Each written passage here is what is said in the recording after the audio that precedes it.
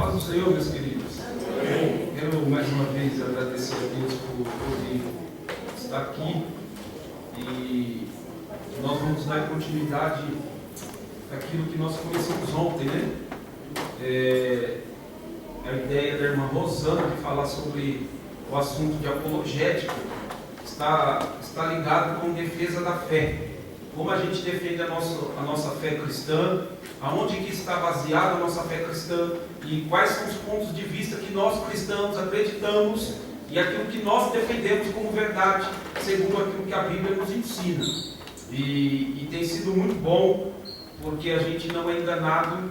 Eu estava indo para a escola segunda-feira e me parou um testemunho de Jeová, era mais ou menos 6:30 da noite. Ele me parou e tirou o folheto da bolsa e deu para mim e falou assim: você sabia que os mortos vão voltar à vida? Quando ele me deu o folheto, eu falei para ele assim: ó, está escrito assim, assim, que está escrito isso, lá está escrito isso, está escrito assim, assim, lá também. Você já leu e lá também está escrito isso. E você ficou olhando assim para mim. Eu falei: Paulo, no capítulo 15, todinho, 58 versículos, ele falou sobre a ressurreição do corpo, sobre que Cristo é a premissa dos que dormem, que um dia ele vai voltar. O cara ficou olhando assim. Aí ele virou o folheto e disse: termina de ler o resto que está atrás.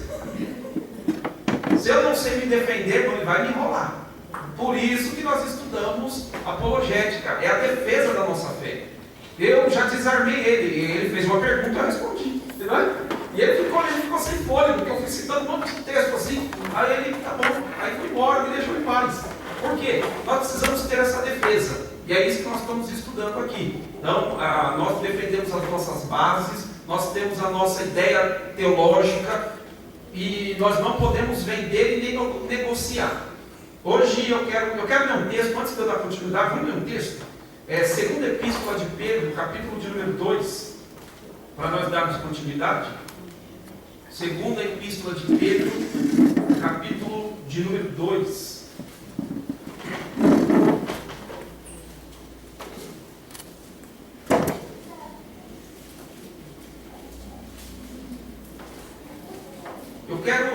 O texto ele é comprido, eu vou dar uma dica para vocês. Vocês leem aqui, depois que vocês tiverem tempo em casa, Pedro vai falar a questão dos falsos mestres entrando na igreja. E Pedro, ele vai falar do verso 1 e 2, mas do 3 para baixo ele fala que Deus já tem um destino desse povo que faz as pessoas errarem o caminho dos céus.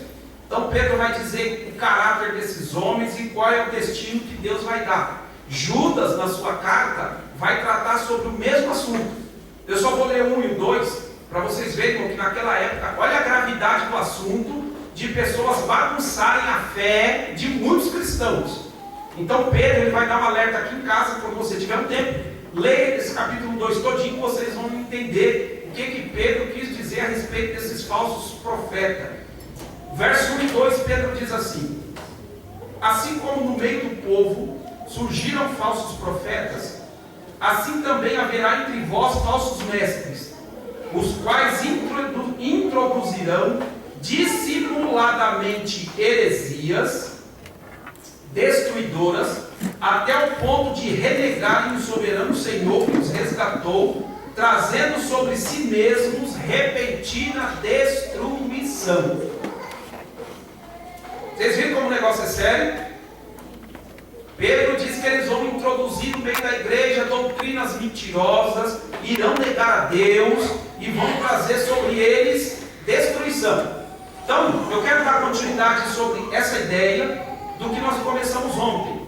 Ontem eu falei para vocês o zelo que os apóstolos tinham de trazer uma sã doutrina para a igreja. Tanto é que o capítulo 2 de Atos dos Apóstolos, a partir do verso 42, diz que eles andavam no temor do Senhor, eles andavam na doutrina dos apóstolos, na comunhão e no partir do pão. Então a igreja era uma igreja que guardava fielmente a doutrina que os apóstolos haviam ensinado, para que não entrasse heresia, para que não desviasse o povo da verdade, para que não bagunçasse a respeito daquilo que eles haviam aprendido e crido. Então a Bíblia diz que os apóstolos, tanto é que os apóstolos tinham um amor tão grande pelas escrituras.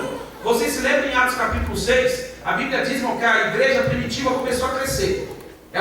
No capítulo 3, ela já tem quase 3.000 membros batizados e se reunindo em casas. Então a igreja começou a crescer e o texto diz que os números das viúvas também aumentou. Então tinha viúva grega e tinha viúva judia.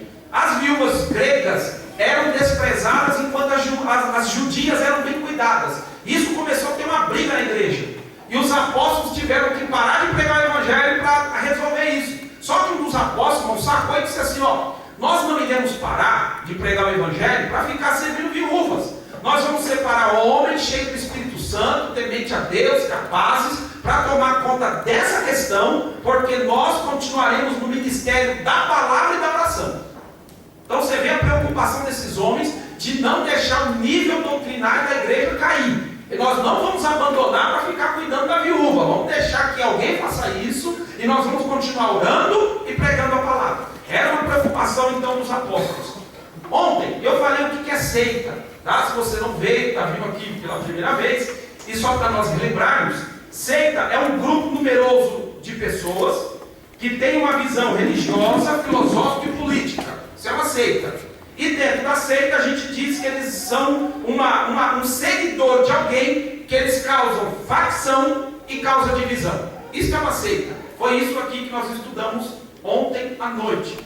Depois eu falei aqui sobre como identificar uma seita. Como que a gente identifica um segmento e a gente sabe que esse segmento não tem nada de Deus, é uma coisa que vai causar um mal para o homem, que vai fazer com que o homem desvie de Deus. Eu falei 7 pontos. Primeiro, que Jesus tem que ser o centro. Se Jesus não é o centro, nós caracterizamos esse segmento religioso como uma seita.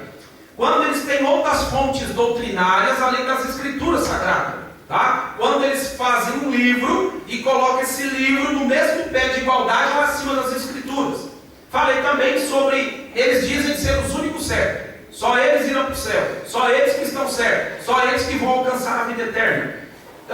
A quarta razão, eles usam de falsas interpretações. Eles interpretam a Bíblia do jeito que quer, ao seu bel prazer, falam o que quer e cria a ideia que quer. Isso caracteriza-se uma seita. Ensina o homem a desenvolver a sua própria salvação. Para eles, para essas seitas, Jesus não é um salvador. O homem pode salvar fazendo boas obras. E a Bíblia diz que o homem é salvo por fé e por graça. São proselitistas, ou seja, eles vão pescar na praia dos outros. Eles arrancam as pessoas da igreja para vir para as suas próprias ideologias. E eles negam a divindade de Cristo. Eles negam que Jesus, irmão, é Deus e homem. Ele só diz que Jesus foi um homem. Partindo disso, podemos continuar, não? Deu para dar uma visão geral? Podemos continuar? E hoje, a metade, eu quero falar sobre 2 assuntos aqui interessantes. Eu quero falar por que estudar as seitas, o que é heresia e como identificar uma heresia. E eu escolhi hoje um desses segmentos para nós estudarmos aqui junto. Tá? Eu estava até conversando com a irmã Rosana, com o Clodoaldo. Irmão, esse assunto que eu estou tratando com vocês aqui, nos seminários onde eu dou aula, é 6 meses. 2 horas de duração. Então eu estava até falando com o Clodoaldo, eu estou perdido, não sei o que falar, porque é tanto assunto que era bom a gente colocar, mas a gente tem que ir no prático, né? Esse assunto ele é muito bom, ele esclarece muito, e hoje eu vou falar de um segmento religioso, e dentro de todas essas características que eu dei, nós vamos ver se eles é verdade ou se eles são uma farsa, tá bom? Daqui a pouco eu quero falar deles. Mas primeiro deixa eu falar aqui, por que nós devemos estudar essas seitas? Qual o objetivo? Deixa eu te fazer uma pergunta, você já foi parado por uns homens que eles vestem camisa de manga curta, camisa branca, uma gravatinha, uma mochilinha nas costas, educados toda a vida, falam mansos? Você já foi parado? Ele já te evangelizado? Você já foi evangelizado por aqueles homens que usam uma pastinha na mão, todos eles de social, que as crianças acompanham? Quem já foi evangelizado por eles aqui? Então, por que nós devemos conhecer eles? Por que eu tenho que ter conhecimento a respeito dessas pessoas? Irmão, quando eu fiz a faculdade eu tive que ler, eu tive que aprender, eu tive que conhecer. Aí você fala assim, mas eu não vou para lá, mas eu tenho que conhecer. Então nós vamos estudar aqui por que eu tenho que conhecer esses segmentos religiosos, ou nós chamamos eles de seita. Então vamos dar o primeiro aí, pega a sua Bíblia, que nós vamos fazer a leitura de alguns textos bíblicos. Então por que nós devemos estudar a seita? Em primeiro lugar, para a nossa defesa própria. Irmão, nós devemos estudar essas seitas para nós nos defendermos. Tem crente, irmão, que não sabe se defender. Ele é presa fácil para todo mundo. E eu vou falar, irmão, eu tenho medo dos crentes, porque assim, eu preguei há pouco tempo lá na minha igreja 7, e eu falei assim para os irmãos, se subir um pregador aqui no púlpito e falar assim, ó, Deus só abençoa os careca. Irmão, imagina o que vai acontecer amanhã. Todo mundo vai rapar a cabeça. Aí no outro dia, irmão, se chegar um pregador e disser assim, ó, Deus só abençoa os cabeludos, haja peruca, porque nós vamos... Por quê, irmão? Se o irmão disse que Deus falou que Deus abençoa os careca, vamos rapar, porque eu quero ser abençoado. Se Deus disse que abençoa os cabeludos, não, agora eu estou careca, vamos... Irmão, nós não temos firmeza daquilo que nós acreditamos. Você sabia disso, irmão, que nós não temos? Eu vejo isso na igreja, que glorifica a Deus por qualquer coisa. O camarada às vezes está falando uma asneira incabível que não está nas escrituras. Isso é ideia dele, foi ele que inventou e o povo glorificando, meu. Nós temos que ter, pelo menos dentro de nós, um senso crítico para não se deixar levar por esse segmento. Preste atenção. Quando eu conheço um determinado segmento, isso é uma defesa que eu tenho para ele não me enganar. Olha o conselho que Paulo deu a Tito. Abra sua Bíblia. Tito, capítulo de número 1.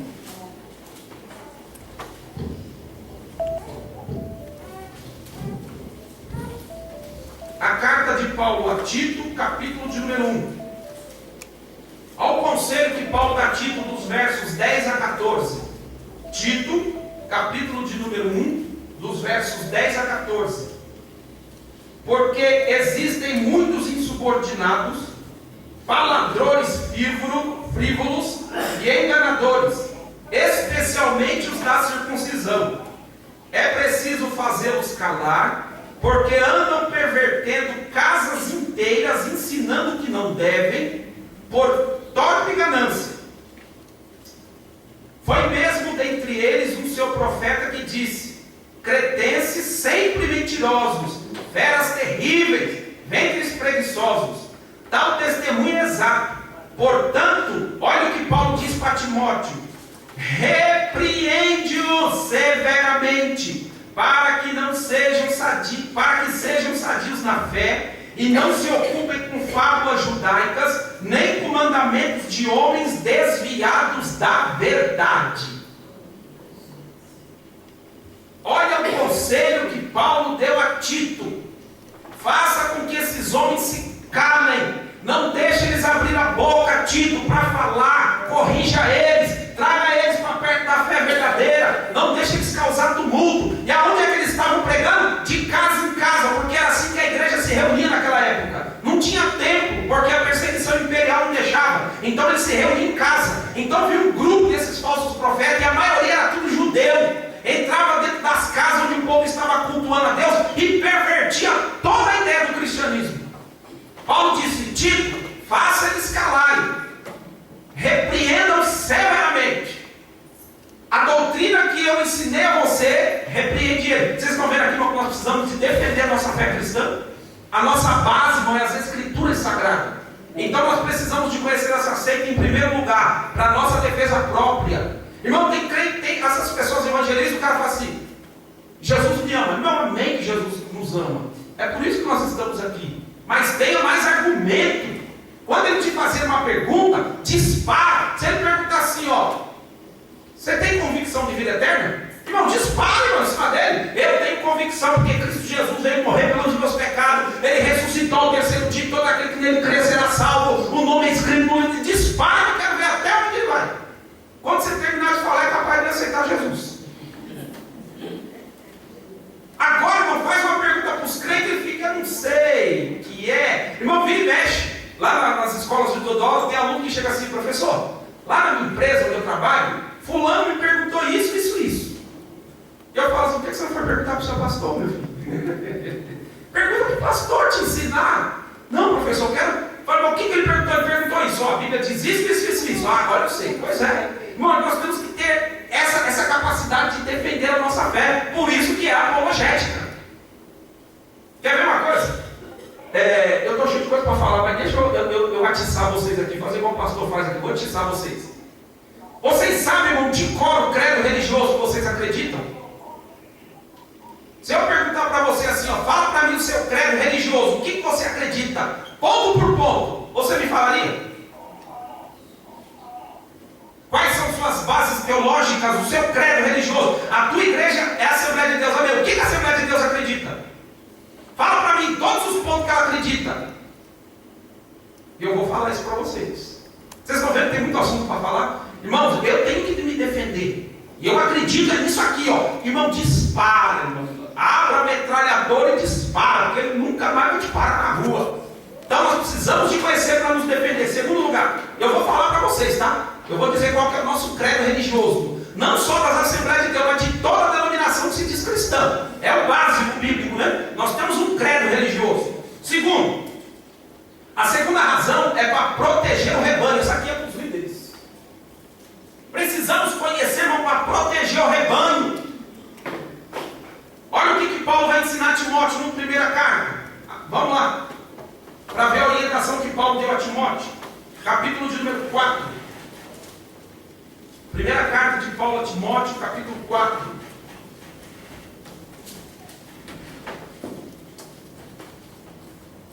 Versos de 1 a 7. Primeira carta de Paulo a Timóteo, capítulo 4, versos de 1 a 7. Olha a orientação do apóstolo.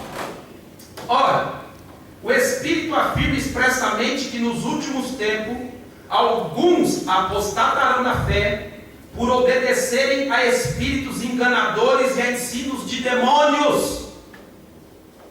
Só o primeiro verso já é pesado, né?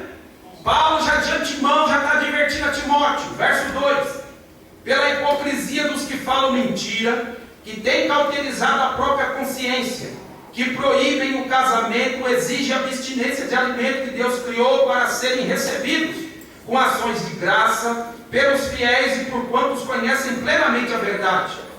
Pois tudo que Deus criou é bom e recebido com ações de graça, nada é recusável, porque pela palavra de Deus e pela oração é santificado.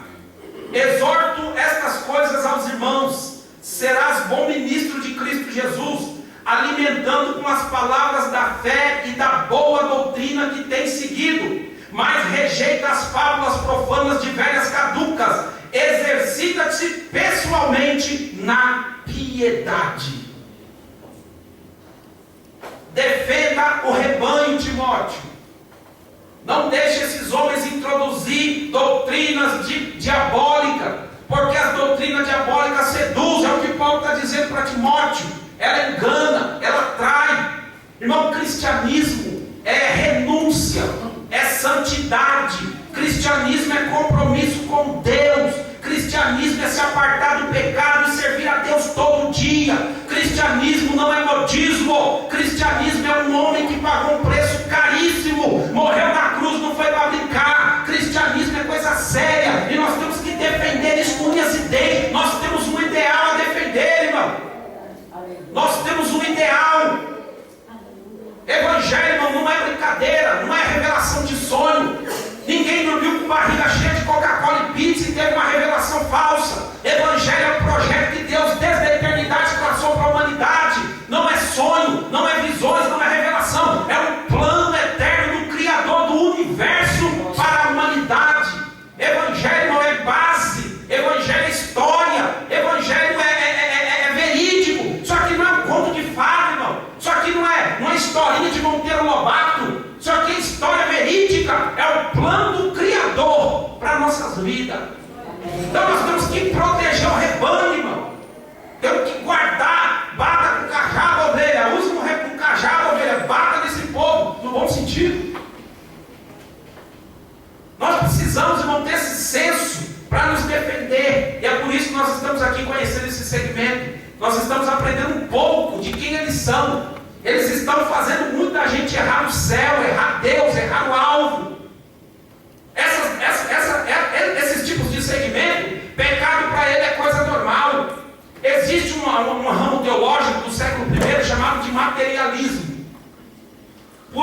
Pelo nome, irmão, a gente tem uma interpretação errada. Materialismo não é quem pensa em dinheiro, tá? Isso é uma ideia falsa que a gente tem. A ideia teológica de materialismo Eles acreditavam, irmão, que a matéria veio do nada. Você é a matéria, você veio do nada. Não existe céu, não existe inferno e não existe pecado. O céu é você quem faz. Se você viveu bem aqui na vida, você foi uma boa pessoa, pagou suas contas, não brigou com ninguém, não matou ninguém, não bebeu, não roubou, não fumou, você viveu no céu. Quando morreu, a tua alma se desfez. Se você roubou, se você era uma má pessoa, se você era um traste, você viveu no inferno, morreu, acabou. Era isso que o materialismo pregava. Eles diziam que o importante era a matéria, ou seja, você. Todos os seus atos que você faz, você não tem consciência, você não tem domínio, porque eles diziam que o homem é um animal irracional que age por instinto.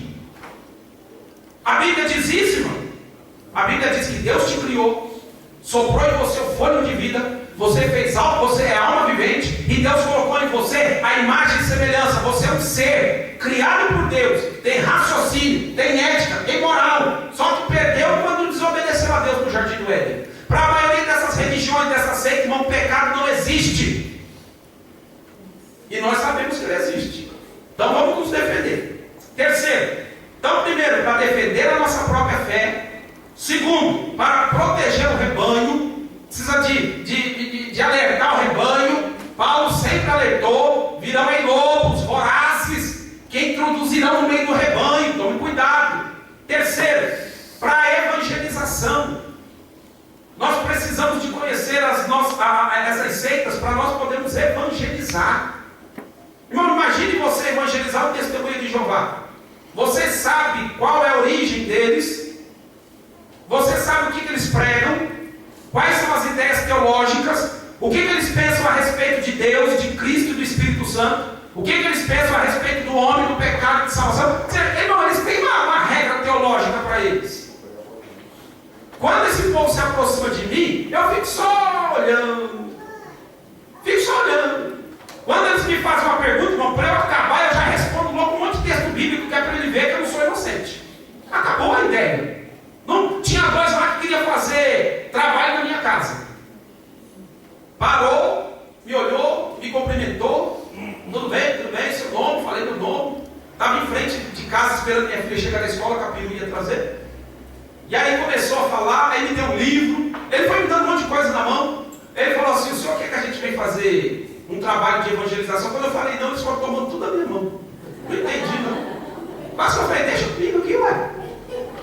Mas nós temos equipe de evangelismo. Quando a gente vai evangelizar, nós entregamos um Novo Testamento, a gente não toma. Se o cara for querer, dá para levar. O cara me tomou tudo, ó.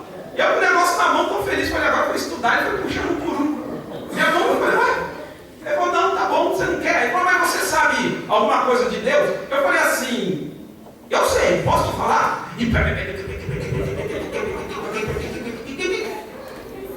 Acho que ele pensou: foi até bom ter tomado tudo da mão dele. Nós precisamos disso, irmão. Por quê? É a nossa arma de evangelização. Porque, irmão, existia uma palavra no Antigo Testamento que era muito usada nas guerras, que a palavra grega é chamada de estratégia. A palavra estratégia era usada muito na questão militar. Porque o estrategista, irmão, era uma coisa interessante. O estrategista, ele montava um acampamento de guerra para lutar contra o inimigo. Só que ele deixava o exército no acampamento, ele ia para o lugar de batalha, ele ia estudar todo o campo de batalha. Então ele ficava a noite inteirinha estudando o vale onde eles iam lutar. Eles lutavam, a guerra, eram travadas em vale. Então ele chegava lá, ele começava a olhar todo o vale, ele andava no vale de um lado para o outro. Era um estrategista, porque ele dizia o seguinte: ele fazia uma planilha: se o meu exército começar a perder, eu vou mandar o povo recuar e eu já sei as rotas de fuga que tem. Isso é um estrategista. Ele estuda antes para ir lutar depois. Irmão, é interessante porque quando um exército vinha e que esse estrategista sabia que ele estava sendo acuado e que ele iria morrer, ele dava o toque da trombeta, que era para os seus liderados saírem: olha, vamos sair por aqui, por aqui, por aqui. Dá para ter fuga. E se ele não estudasse? Para onde nós vamos? Para onde nós vamos? Assim temos que ser nós, irmão. Nós temos que ser estrategista. Eu tenho que conhecer, para quando eles vierem estar com a gente punhar a espada do Espírito e mostrar qual é o verdadeiro evangelho, aquilo que nós acreditamos, para a glória de Deus. Amém. Abra sua Bíblia aí, capítulo 8. de Atos dos Apóstolos. Eu não sei, começa a falar, o tempo vai embora. Eu cheguei agora, já são 8h30. O senhor quer parar agora, pastor? Quer parar agora? Isso, viu? Quem me explique. Só que é sério para nós, né? É ou não é? Como é que nós vamos explicar uma coisa para o povo que nem às vezes a gente sabe? Precisamos nos defender. Vamos lá que eu quero entrar em outras questões aqui. Então esses são os motivos. O que é uma heresia? Irmão, nós vamos deixar definido o que é uma heresia? Vamos deixar? A palavra heresia é toda doutrina que se opõe ao dogma de um sistema ou religião. Isso é uma heresia, vou repetir. Todo dogma de uma igreja que você prega ao contrário, isso acaba virando uma heresia. Então, o que é uma heresia? É doutrina que se opõe aos dogmas de um sistema político ou religioso. Então, determinados grupos, eles têm uma ideia. Tem ou não tem? Quando você entra neste grupo, falando coisas ao contrário do que esse grupo acredita, torna-se uma heresia. Às vezes eu fico com meus alunos, eles acham que eu sou, não sou eu, nós somos, tem uma escola que nós somos em 10, outra escola nós somos em 7 professores, eles acham que os professores é salvador do mundo. Eu falo, irmão, a Bíblia está na mão de vocês. Ah, mas foi um irmão lá pregar uma heresia. Irmão, no púlpito, um pregador não pode pregar heresia, ele pode falar besteira. Por quê? Se ele é salvo em Cristo, professa a salvação, crê em Cristo, crê no Espírito Santo, ele crê no arrebatamento da igreja, ele não pode ser ético, irmão. Ele pode falar besteira, mas ele não vai contra os dogmas da igreja. Vocês estão entendendo? A igreja, irmão, ela tem uma regra de fé e conduta. Se eu ferir essa regra de fé e conduta, aí eu estou sendo herético. Porque eu estou indo contra os princípios teológicos da igreja. Aí torna-se uma heresia. Aí eu falo, irmão, mas qual foi a heresia? Porque esses dias eu fui um pregador na igreja de um dos meus alunos, dizer que Davi era adotado, por isso que ele estava lá no campo apacentando, porque o pai gostava mais do daqui, e o Davizinho, tadinho, era adotado, porque era ruivo, diferente dos irmãos. Aí eu fui pegar o texto de Samuel, fui pegar o texto de Crônicas, onde está a genealogia de Jessé e de seus filhos, e mostrei para ele, ó, que na genealogia Davi é filho legítimo. Falei, ele não falou heresia, ele só não conhece a Bíblia. É complicado, né? Você sabia que eu gosto de ler a genealogia da Bíblia? Foi pregar na minha igreja lá, eu queria falar com ele, mas como ele é amigo do meu pastor presidente, eu deixei o negócio para lá. Mas na escola dominical eu abri a boca, porque eu não aguentei não. Ele falou que ele pegou a genealogia de 100, todinha, e amaldiçoou. E eu sentado, quando ele começou, e ele dizia que o único abençoado dessa genealogia era Abraão. E ele olhava para a igreja e dizia assim, olha para o outro e diz que a senha é de 100 anos. Eu falei, mas como é que isso funciona? Eu fiquei pensando comigo, irmãos, a gente não conhece a Bíblia de fio a pavio. Eu fiquei assim, olhando bem para a cara dele, assim, na minha mente, irmão, aí ficou assim, ó. Noé teve 3 filhos, Sem, Cã e Jafé. Foram os 3 meninos que povoaram os 3 continentes do mundo. Quando Noé chamou Sem, ele falou para Sem, irmão, ele deu uma profecia para Sem, e dentro da linhagem de Sem viria o Salvador. Se você pegar a linhagem do capítulo 11 de Gênesis, Abraão é da linhagem de Sem. Por isso que Deus chamou Abraão, irmão. Eu pensei comigo, como ele conseguiu amaldiçoar a linhagem de Jesus? Eu percebi, irmão, que aquele camarada não sabe nada de Bíblia. Porque como eu amaldiçoo a linhagem de Sem todinha, e quando começa lá no capítulo 11 e fala da linhagem de Sem, quem é que está incluída nela? O Senhor Abraão. Que foi aonde Deus chamou para ser cabeça da nação judaica. Aí eu falei, não, para tudo que eu quero descer. Eu não sei para onde o senhor vai. Mas vocês estão vendo isso? Não, é uma besteira. Só que na escola dominical, eu falei, irmãos, aquilo que ele falou ontem à noite, isso não procede. Peguei o texto bíblico e li com os alunos. Aí eu, professor, falei, não sei. Não sei. Mas falou besteira. E eu tive que corrigir. Porque senão as pessoas... Irmão, tinha uns obreiros do meu lado que falavam assim, meu Deus, se a senha é de 100 anos, será que só pode ser abençoado com 100 anos? E eu cutuquei, olhei para ele e falei, irmão, tu é um obreiro, meu filho. Tu não pode se envolver com esses negócios, não. Paulo disse que quando separar um obreiro, ele tem que ser apto a fazer o quê? Ensinar. Fala assim, você não sabe para você, você vai ensinar para o outro. Então, irmão, besteira é uma coisa, agora heresia é eu encontrar todos os dogmas da igreja. É quando eu viro os dogmas. Por exemplo, deixa eu dar um exemplo aqui, o que é heresia? Heresia é dizer que Jesus não salva. Isso é heresia. Jesus não salva pecado, não perdoa ninguém. Isso não é heresia? Das bravas. Não é o centro do cristianismo, mano. É que Cristo foi enviado para perdoar o pecado, que Paulo disse a qual eu sou um dos principais. Isso é uma heresia. Dizer, irmão, como os testemunhos de Jeová dizem, que o Espírito Santo é uma energia que emana de Deus para o homem. Isso é mentira. Isso é heresia. Porque a Bíblia diz que o Espírito Santo age, sente, fala. Se ele age, sente e fala, ele é o quê? Ele é uma pessoa. Isso é heresia. Vocês estão entendendo o que é heresia? Está ferindo a conduta da igreja.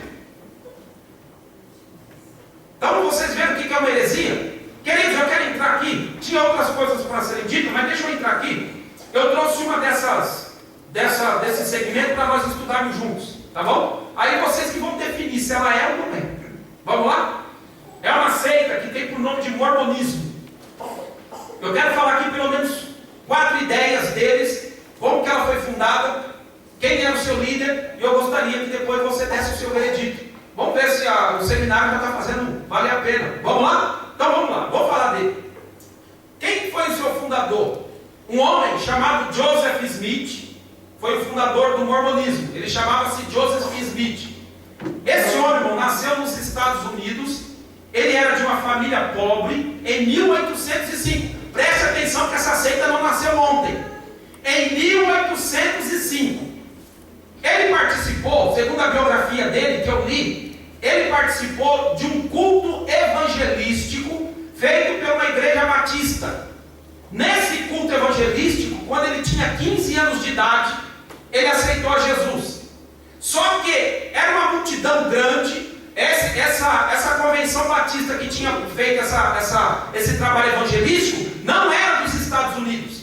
Então eles foram lá, pregaram o evangelho, muitas pessoas aceitaram a Cristo e Joseph Smith ficou vendido. Que igreja que eu vou congregar agora? E segundo a biografia dele, ele começou a orar e a perguntar para Deus indicar para ele uma igreja para ele congregar. E ele teve a resposta de Deus. Deus falou para ele: espera um pouquinho, porque todas as igrejas da terra estão desviadas, e eu vou reformular o evangelho e vou voltar a me manifestar a você. Joseph Smith é o nome da criança. Então você viu, irmão, que ele nasceu dentro do cristianismo, foi orar pedindo direção. Deus falou que estava tudo errado e que Deus ia dar uma direção para ele. Ele se acalmou. Quando ele se acalmou, passado alguns anos, Joseph Smith teve uma visão. Apareceu para ele um anjo chamado Moroni. Esse anjo chamado Moroni tinha um pai chamado Mormon. Agora vai ficar pior, né? Mormon era uma pessoa que nos tempos antigos havia escrito em placas de ouro toda a ideia do povo e a história da sua vida, e estava escondida essas placas.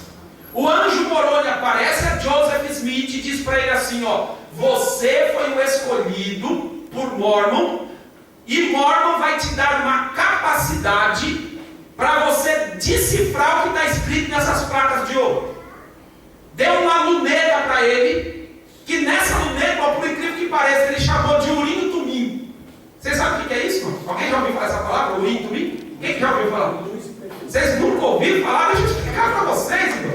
A palavra Urim e Tumim, quando o sumo sacerdote entrava no Santo do Santo, ele colocava essas duas pedras em cima do ombro, está lá em Levítico.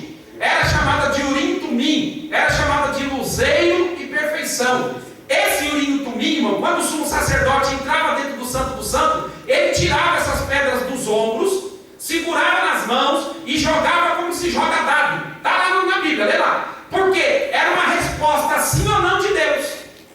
O anjo disse que essa lupa era chamada de Urim e Tumim, que se ele pegasse essas placas de ouro e começasse a colocar na frente, essas lupas chamadas de Urim e Tumim ia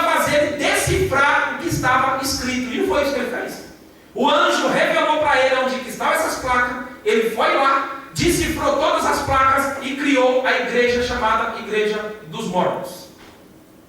Só por aqui. Deu para entender? Só por aqui. O camarada está certo ou está errado? Já começou errado. Começou por uma visão. Mas vamos lá que tem mais. Preste atenção. O grande problema que eles tiveram foi aqui no Brasil, você sabe. Foi. Está aqui. Está aí. Foi. Porque quando eles fundaram a igreja, ninguém quis aceitar Joseph Smith nos Estados Unidos. E para onde que eles vieram? Alô? Sabe qual era o problema de Joseph Smith? O problema dele é que ele começou a pregar o politeísmo. Ele abandonou a crença em um único Deus e começou a pregar o politeísmo abertamente. Começou a ensinar que o homem poderia ter várias mulheres, bígamo. Então, dos Estados Unidos ele foi enxotado, veio para cá, ele não tinha rumo. Até que ele encontrou um lugar onde o povo o aceitou. O aceitou. Pior, não tem jeito doido. O Maradona tinha uma seita lá na Argentina com 400 seguidores. O Maradona, desculpa a expressão, cheirador de cocaína, drogado, e tinha seguidores. Joseph Smith, ele fundou a igreja e a sua doutrina era baseada nas revelações que ele tinha de Mormon, e ele foi escrever um livro, e hoje eles têm um livro chamado O Livro da Revelação dos Mormons. É um livrinho assim, que tem várias ideias doutrinárias do mormonismo. A perseguição a eles foi devido a essa doutrina. Ele foi acusado de ser uma pessoa grossa, ele era nervoso, grosso. Ele foi acusado de imoral, de ter várias mulheres. Ele foi preso, foi para a cadeia. A multidão enfurecida invadiu a cadeia e teve uma pessoa que deu 5 tiros nele. Morreu dentro da prisão com 5 tiros. Agora, irmão, presta atenção aqui. Olha a ideia desse segmento, como que começou. O nosso morreu, não é porque era polígamo. O nosso morreu, não foi porque pregava vários deuses. Ele morreu por ser justo. Ele morreu por ser santo. O próprio Pilatos e a esposa. Não se meta na questão deste justo. Deus me deu um sonho de madrugada, eu estou apavorada. Não se meta. Ele virou para a multidão e disse: eu não vejo nele culpa alguma. Eu lavo minhas mãos. Se quiserem matar, é por conta de vocês. Agora tem um homem que funda uma igreja, uma ideia de... E hoje, atualmente, vocês já viram essas torres bonitas, né? Eles têm um método de evangelização, irmão, sutil. Eles saem na rua cumprimentando todo mundo, abraçam todo mundo, e eles fazem as suas igrejas, e nessas igrejas tem recreações, quadra de futebol, tem lugar para ensinar inglês, quadra de basquete, de vôlei. Então a molecada que não tem o que fazer, irmão, de domingo, vai tudo para lá. Só que chegam lá e eles evangelizam. E assim eles conseguem muito adeptos para eles. Esses dias, o ano passado, foi no começo desse ano, eu recebi 2 que haviam acabado de chegar dos Estados Unidos na minha casa. Eu estava na porta de casa da minha filha, e 2 meninas novas, e depois a minha filha falou assim, quando minha esposa chegou, falou: ô mãe, o pai estava conversando com 2 meninas loiras. Aí minha esposa: que história é essa? E eu só ouvindo, falei: fica ouvindo, criança, viu? Fica ouvindo. E uma delas, mãe, disse que meu pai é muito simpático. Aí eu tive que, falar o que aconteceu, porque a menina, elas tinham chegado dos Estados Unidos e elas estavam estudando, porque lá perto da minha casa tem uma, você já viu, não sei se você já chegou a ver, lá no topo, lá perto do Mercado de Saúde, da minha casa dá para ver, o topo lá, minha filha, o pai, que é aquilo lá, um castelo, eu tive que explicar para ela. Então é enorme, e lindo os templos que eles têm. Então essas moças começaram a conversar comigo, que havia acabado de chegar dos Estados Unidos, adolescentes, as 2 com 17 anos, elas mal falavam português, aí me abordaram, começaram a conversar comigo, e elas fizeram umas perguntinhas, e eu falei: vocês estão gostando do Brasil? Falei: eu vou ter que entrar sorrateiramente. O que vocês estão achando do povo brasileiro e bababá? Quanto tempo vocês estão aqui? 6 meses. E aí eu fui, e aí não aguentei, eu tive que despejar todo o meu conhecimento em cima. É porque... Aí a menina ficou olhando para mim, Ainda batemos mais uns 15 minutos de papo, e aí que a menina falou, não, o senhor é muito simpático, muito atencioso. E minha filha lá, eu querendo complicar o negócio. E aí eu parabenizei as duas, e elas iam voltar, porque elas fazem estágio aqui de 9 meses. São 9 meses de estágio. E uma coisa que o pastor me lembrou, irmão, eles são afiados, hein? Eles não saem na rua de qualquer jeito, não. Para vocês verem, irmão, que essas seitas são tão organizadas, que o testemunho de Jeová, vocês já perceberam, irmão, que vão pequenos do lado, eles estão sendo discipulados. Eles não abrem a boca para falar nada, mas eles só ficam observando como o líder conversa. São extremamente organizados. Fala com nossos filhos, irmão, do El Chan. Eles sabem tudo. Agora fala para eles da Bíblia, irmão. Nós não evangelizamos os nossos filhos, irmão. Isso é uma vergonha. A gente dá tablet na mão dos filhos, dá celular na mão dos filhos para ficar ouvindo música, para ficar baixando joguinho, mas a gente não tem coragem de ler a Bíblia com nossos filhos. Enquanto esse povo está ensinando, enganando crianças e adolescentes. E eles levam junto. Mano, eu já vi crianças de 8 anos. O que vocês nunca viram aqui, não? Doutrinando. Para quando crescer, ser mais um mal para a sociedade. Então esse cidadão aqui foi morto. E qual é a doutrina? Deixa eu dizer alguns pontos doutrinários que eles acreditam. Em relação à Bíblia, eles dizem o seguinte, que a Bíblia não é de confiança, porque ao longo dos anos a Bíblia foi perdendo a sua tradução original. Então a Bíblia não é de confiança. Irmão, aqui não vai dar tempo aqui. Eu vou citar os textos. Em 2 Pedro, vamos ler, eu não aguento. Vamos bater neles, não vamos deixar isso, falar isso não da Bíblia. 2 de Pedro. Se alguém quiser me ajudar aí, para a gente ir rápido. 2 de Pedro, capítulo 1, verso 20 e 21. Deixa eu só fazer uma pergunta. Faça. Pode fazer. Você vê que eles têm uma semelhança na construção, a torre e a ajuda. Tem algum significado isso? Eu nunca pesquisei. Eu nunca parei para analisar, mas eu posso até pesquisar sobre isso. Tem aqui que a torre... Ponte Aguda, todas é o mesmo método. Saúde. Ponte Aguda. Pastor, todos os templos são chamados de estaca. E todos têm essa torre apontada para o Anjo Moroni, que tem uma uma ponta dourada. E é a ponta do Anjo Moroni. É Moroni mesmo. Moroni. Aí, está respondido aí. Pergunta. Então vamos, onde é que eu falei? O que eu falei? 2 de Pedro, capítulo 1, verso 20 e 21. Quem achou, por gentileza, pode ler aí.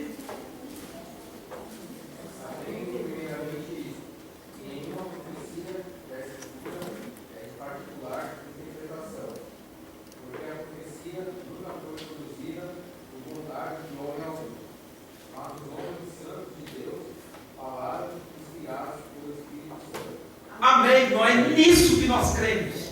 Enquanto eles falam que a Bíblia não é para ser confiada, porque as traduções se perderam, os homens tiraram muita coisa e colocaram coisas, o próprio Pedro vai dizer que os homens não tiveram vontade humana, que o próprio Deus inspirou eles pelo Espírito Santo para escrever o que escreveu. Então isso aqui, irmãos, nós chamamos isso aqui de refutação. Dentro da apologética, da defesa da fé, isso aqui é refutar. O que é refutar? É eu contradizer aquilo que eles estão falando. Então, se um camarada disser assim para mim, a Bíblia, ela tem erro, ela tem falha, os homens traduziram, acrescentaram coisa e tiraram coisa. Esse texto aqui é um texto para a gente provar que a inspiração, ela é divina. Tem outro texto. 2 de Pedro, capítulo de número 3. Perdão, irmão, Timóteo. Segunda carta de Paulo a Timóteo, capítulo 3. Vamos lá para ver se dá tempo de responder todas as questões. Segunda carta de Paulo a Timóteo, capítulo 3, verso 14 a 17.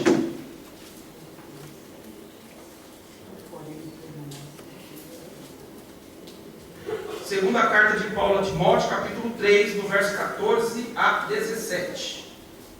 Tu, porém, permanece naquilo que aprendeste, e de que foste inteirado,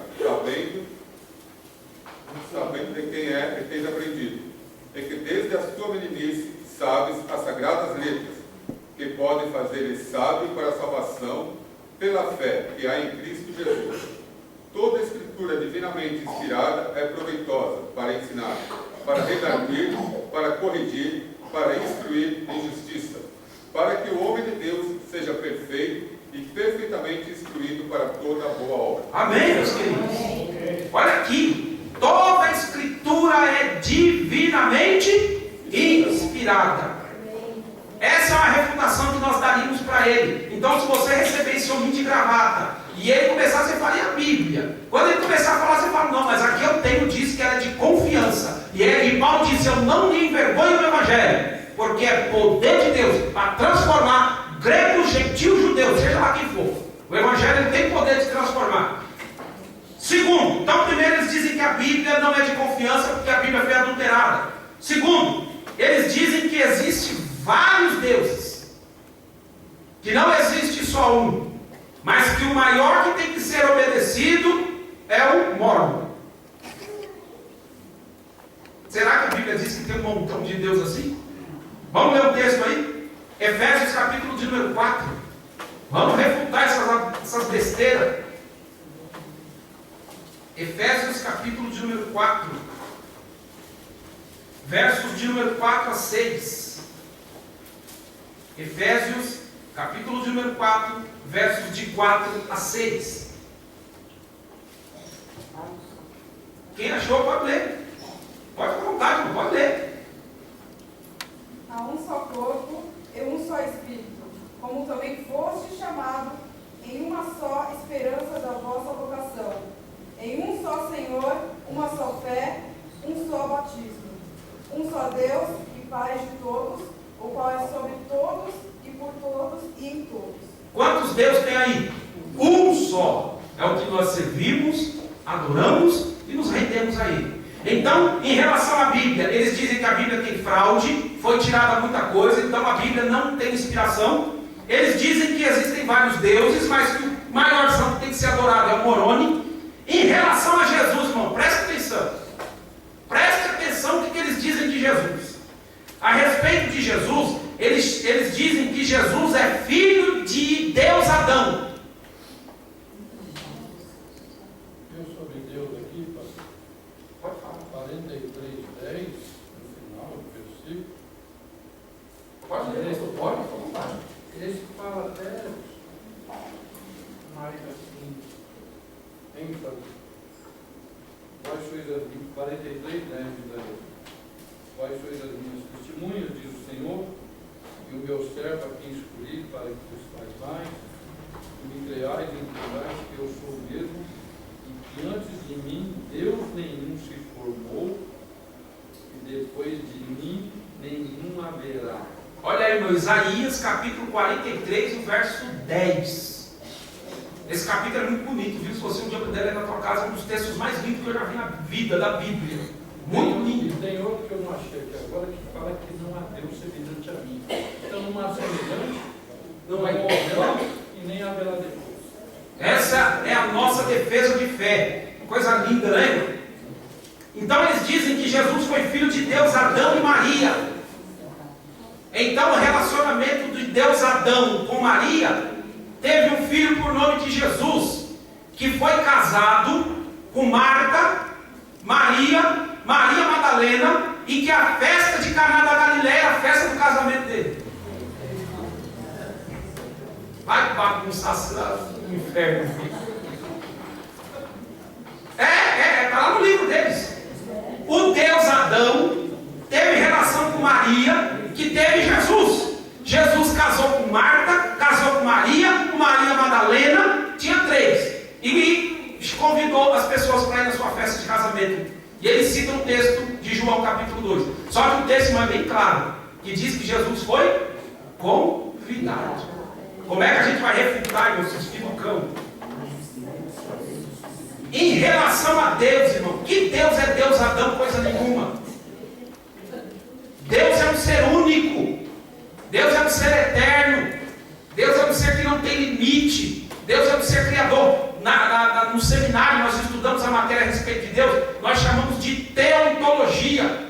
É estranha essa palavra, né? A palavra teontologia nós dividimos ela em 3 partes: teo, onto e logia. Teontologia.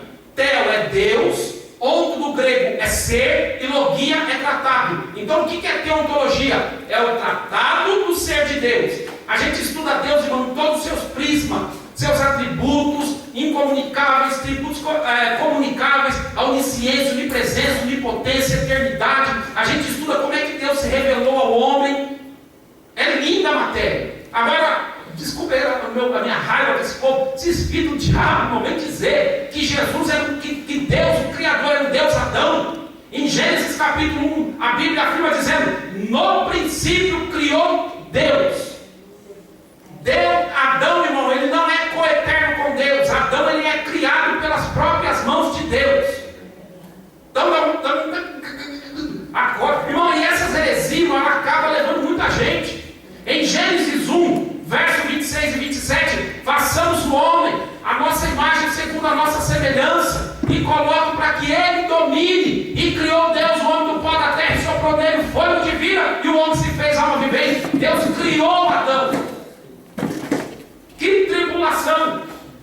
E Jesus, irmão, Jesus não era um polígamo. Jesus, ele é santo. O escritor aos Hebreus diz que ele não conheceu o pecado, mas se fez pecador por nós. Carregou sobre si as nossas dores, mas nunca saiu engano da sua boca, e nunca houve uma mancha. Ele morreu santo. Glória a Deus. E nós temos que defender isso, irmão. É isso que nós vamos defender, queridos. Não dá para nós continuarmos amanhã para o encerramento. Eu vou até tentar fazer uma votação. Amanhã, como esse assunto é muito complexo, mas amanhã eu quero encerrar. Eu tenho 2 assuntos para falar e vocês vão escolher qual que nós devemos tratar. Um assunto dentro ainda da apologética, tinha muita coisa, mas um assunto dentro da apologética é falar sobre as bases do cristianismo. Quais são as nossas bases? Vocês viram a dos Mormons, né? Então eles não acreditam nas escrituras, eles não acreditam em Deus, eles não acreditam em Cristo. A salvação para eles não é coisa horrorosa. A salvação, dizem eles, que se você não for batizado na igreja dele, quando você morrer, alguém aqui na terra tem que se batizar pelo morto. E a Bíblia diz que o homem está destinado a morrer uma vez só, e depois disso, segue-se o juízo. Olha que coisa horrorosa a pregação. Então, nós fazemos cerimônias para mortos. Então, a pessoa se batiza aqui pelo morto. Então, aqui, essa é a base deles. Tinha muito mais, aqui eu peguei só essas mais importantes. Mas eu tenho 2 assuntos para falar amanhã. Então, as bases do cristianismo. Qual é o nosso credo religioso? O que nós acreditamos como igreja? E tem um outro assunto, que é dentro da defesa da fé, que é o Evangelho sem cruz. O Evangelho sem cruz, aí eu falo da teologia da prosperidade, eu falo de amuleto, de patuar, de ficar com lenço. Aí você decide que tipo de assunto vocês querem. Os 2 são interessantíssimos, né? Então tem as bases do cristianismo e o Evangelho sem cruz. E aí, irmão, vocês decidem. É melhor o segundo, porque o primeiro a gente já tem um certo conhecimento, pelo menos. O segundo, sobre a base, a gente já tem conhecimento. Eu, pelo menos, tenho, de monte eles que têm, né? Salvação, Espírito Santo, né? Vida eterna. Esse outro aí, segundo, acho que é melhor, que vai falar outras coisas. Pode ser esse, pastor? O pastor foca uma opinião. Pode ser esse? Então, o tema de amanhã, nós vamos falar sobre o Evangelho sem cruz, baseado no capítulo 1 de Gálatas. Eu quero fazer uma exposição do livro do capítulo 1 de Gálatas. A indignação de Paulo contra essas heresias que acabou invadindo a igreja, irmão, e está até hoje. Oi, minha querida. Oi? Oi, irmão, não dá nem tempo. Isso aí para uma próxima oportunidade. Tá bom? Então amanhã nós vamos falar, vem, irmão. Vem. Tá bom? Entrega mais um. Quero orar com vocês. Pai, em nome de Jesus, eu agradeço ao Senhor por mais essa noite de aprendizado, essa noite de alerta, que o Senhor pode nos abençoado. Que o Senhor continue nos dando graça pelo teu Espírito, para nós defendermos o Evangelho sadio, o Evangelho que muda vidas, o Evangelho que alcança o pecador, o Evangelho que nos faz ser seres humanos melhores, que nós possamos ser a imagem e semelhança do teu Filho aqui na terra. Abençoe o teu povo, esta igreja, que tenha aberto as portas para que esse seminário possa ser divulgado e que o teu nome possa ser adorado, Senhor. Assim eu oro e te agradeço para o louvor e a glória do teu nome. Amém e amém. Querido, Deus abençoe. Muito obrigado pela presença de vocês. E até amanhã, querendo assim Deus. Amém? Deus abençoe.